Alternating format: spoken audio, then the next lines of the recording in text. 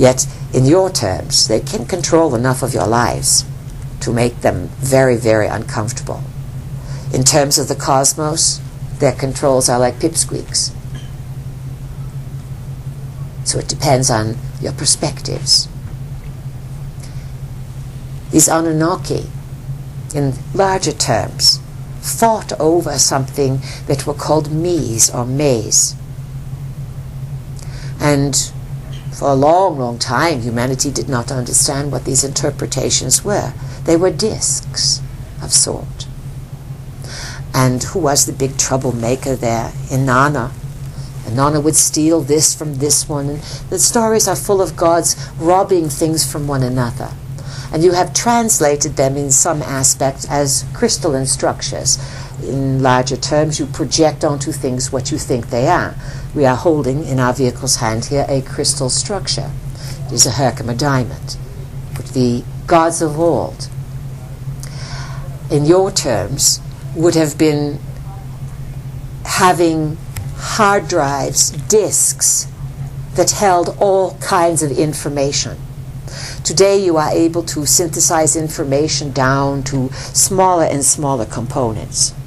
The gods could have all of the protocols for all that is needed to develop civilization on one small itsy-bitsy little disk, perhaps the size of your pedestal in the park. They robbed these things, they fought over them, because if they had them, these children of the gods, if they had these things, then they could pass themselves off as God and start civilizations. Many of these ancient gods were spoiled rich kids in your terms. Lots of, let's say, flash, lots of access to the timelines, to the hardware to get places. But they didn't really know what they were doing. If you remember the ancient stories, there were parents, An, Anu, and then on down came their children, stepchildren, half-children.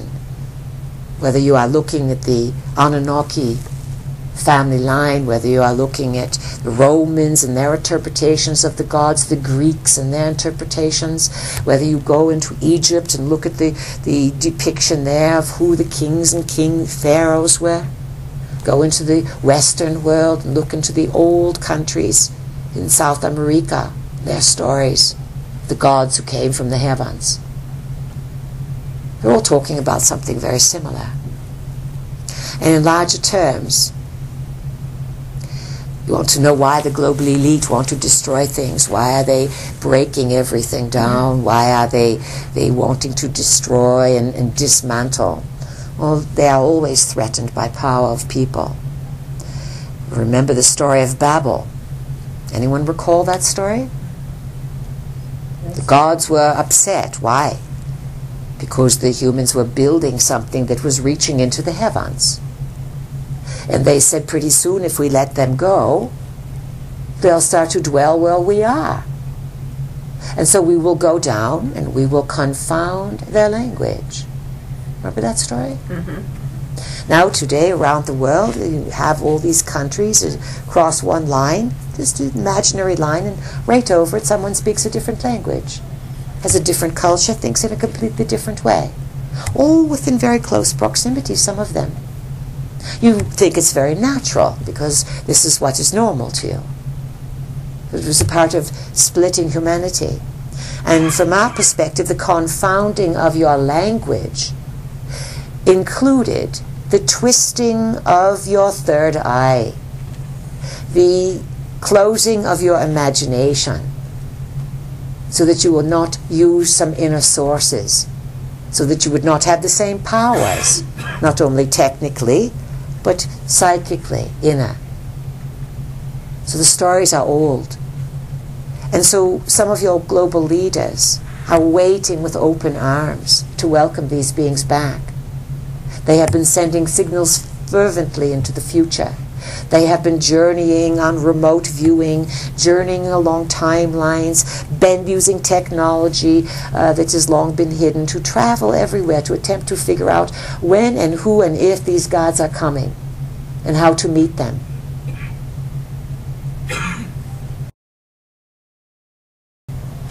You with us? Mm-hmm. And so in order to, let's say, prepare for some of this is what they are expecting. Some are expecting the Anunnaki, some are expecting the Nephilim, some are expecting Jesus to walk on earth again. And all other things that you can imagine, shamanics, natives, they're all expecting something else. There are beings encased in the earth in what is called a sleep state, a state of a suspended animation. And many of these are triggered to come awake and come out onto the surface when certain signals are emitted. What signals, you say? Some signals from the sun, but also signals from humanity. You collectively signal out certain feelings. You are, as a mass, a psychic intelligence. You do not realize how connected you are to one another. So much of the shake-ups and changes are going to lead to many, many new vistas of reality. And so our vehicle gave you some good information, essential information, to take care of your physical form. Because in this lifetime, it all happens through your body. And you don't want to miss the ride. As a matter of fact, you want to enjoy the ride, so that later on, you can look at this life and realize that you rose far beyond your expectations. But you put to work. You really took serious what you were learning, and you let your soul evolve. So let's turn it over for questions, see what you want to explore, and please state your name loud and clear. Who would like to begin, please? Peace. Yes. This is Diane. Diane, welcome. I was going to ask you, the Illuminati want to take over the world. Don't they see any good in what our Earth is all about? No, they do not. The beautiful oceans. Of course they see the beautiful oceans and things of this nature, and on some level that's why they have so many exclusive places around the world, exclusivity, certain places that are inaccessible to people. They have often taken the very best. And they feel that, many of them feel that this is a useless herd, that there's too many people, they are unmanageable, they are like bunny rabbits just copulating, making more of themselves, they cannot take care of themselves. And so on some level these people have taken on such hubris that they have disgust for humankind. Many of these people, not all, by any means, but there is a select group of them operating under the term that you may call blue blood, and meaning that there is a refined, long connection in the bloodline that would trace itself back not to a descendant of Jesus necessarily, as lots of the spins want to make it out. This descendancy moves back to, quote, Jesus-like characters, meaning, quote, sons of the gods, or demigods. And the ancient stories point out again and again that these visitors from all over the planet, they cohabitated, co-mated with the indigenous species. So who was here? What was on the earth? Were they giants? Were they little people, big people? They were all of them. And the beings who came from the heavens, some of them were very large in stature.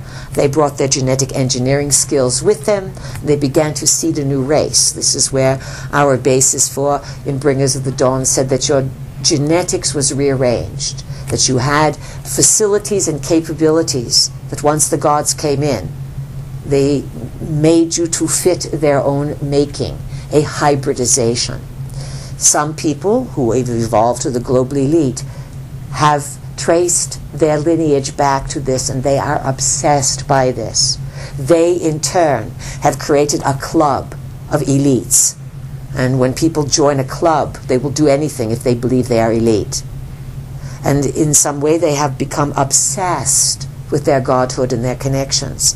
They are, at some level, highly dysfunctional and insane, because they have lost the ability to connect with the beauty of Earth and with the beauty of each individual. Certainly people can be irritating, And certainly it can be distressing to see people live in poverty and slovingness and all of these things. Which the multiverse does not judge. It says, oh, the spirits, if they want to play this way, let them play, but there'll be a long time digging out of that hole.